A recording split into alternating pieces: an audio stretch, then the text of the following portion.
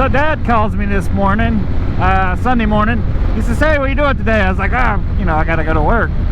He's like, oh, well, what are you doing tomorrow? And I said, I don't know, I'm actually off tomorrow, I don't know what I'm gonna do. He goes, oh, let's go watch the eclipse. I was like, the eclipse? What do you mean? He's like, let's go watch it. And I was like, well, I mean, you can see it from here. You know, I'm in North Carolina. It's like 90% or something like that here. He's like, yeah, I know. He said, but, you know, I'm 71 years old. I've never seen one. I want to go up to where it's 100%, you know, in the totality, whatever they call it. I said, where's that?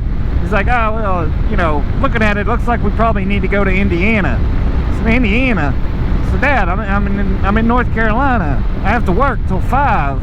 And you want to be in Indiana tomorrow by like 1-ish o'clock or whatever. It's like, yeah, I think we do it. It's only about 7 hours.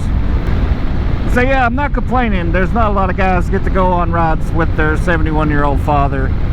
And, you know, he's done enough shit for me over the years. I figure if he wants to go see an eclipse, fine, let's go see an eclipse. As you can see there by the sign, well, welcome to Virginia, all you lovers.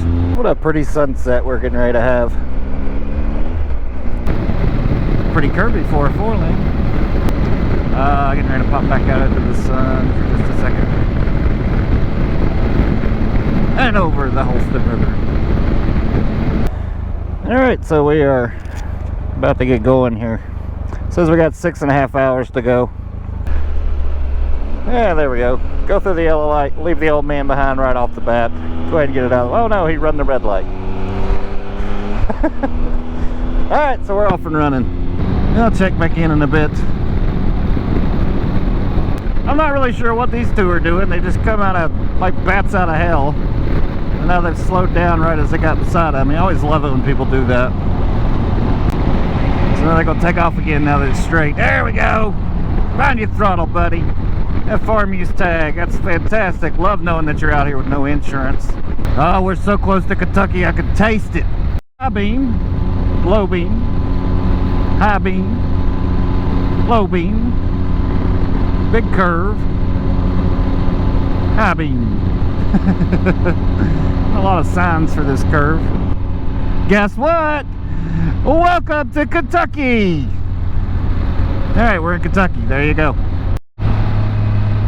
Just as an aside, we're really not far from the Pennington Gap of wagon wheel fame, but it is definitely worth the ride. It's pretty up there. And you can listen to the wagon wheel all the way back down to Johnson City, just like in the song. That's a cop. About to run up on his ass. I think that's a cop. Looks like a cop. It's got some kind of reflective shit on the back.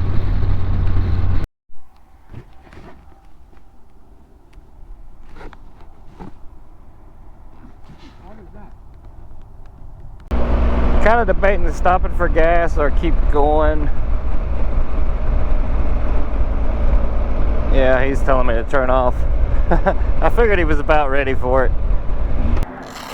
He thinks I can hear him, but I have headphones in. So I can't hear anything.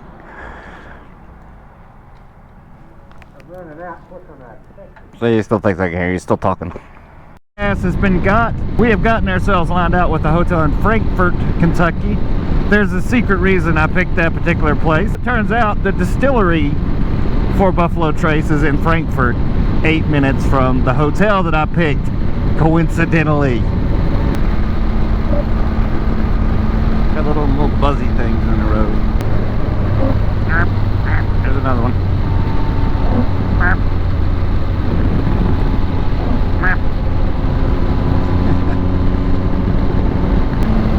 Rolling, baby, rolling. Through no cunning plan of my own, we ended up staying in Frankfort, Kentucky last night. Just so happens that the hotel that we stayed at was about 8 minutes from the Buffalo Trace Distillery. Yeah, we're going to the Buffalo Trace Distillery. National Historic Landmark. That's pretty cool. It smells like bourbon here. Oh my gosh. Hello. How are you? Good, how are you doing? Pretty good.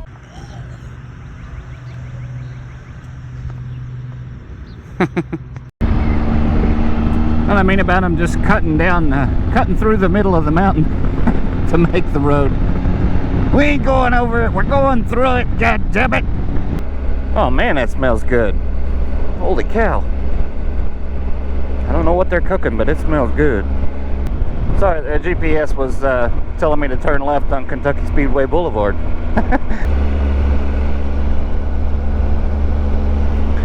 Ah, there's that. I wonder if there's a gate open. Sneak right on up in there. Alright, we are crossing over into Indiana right this very moment. Somewhere on this bridge, I'm assuming. Oh, welcome to Indiana, the GPS has told me. So yeah, it was going across the bridge. Welcome to Switzerland, USA. More to discover in Indiana. There it is. I'm always surprised when I get to Indiana and there's no helmet laws. You see that guy would just pass in no helmet laws. That always weirds me out when I first see it, and then I remember, oh wait, I'm in a different state. They don't have them. There are so many tar snakes on this road. I feel like they just need to give up and repave it. It's basically just tar snake at this point. Look at this. It's covered. That is wild. I've never seen. They probably spent more money doing this than it would have cost to repave it. That's insane. Inevitably, the GPS will put you on an interstate no matter how hard you try to avoid it. Alright, I'm not going to brag on myself, but yesterday my plan was to get to Seymour, Indiana at about 1 o'clock. I am such a good planner that the GPS says that we will arrive at 12:58 p.m. Look at that. 7 hours of riding, shave 2 minutes off the time.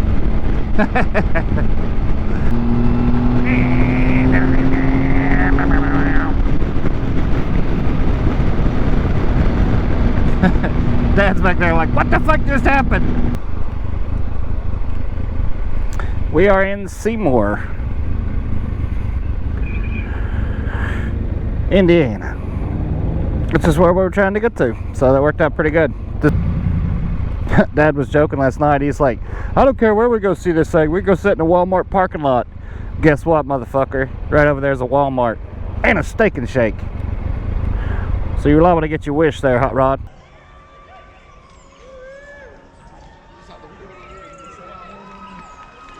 Now it's not ready. Check this out. Look, run. Yes, Dad, I've seen it get dark before.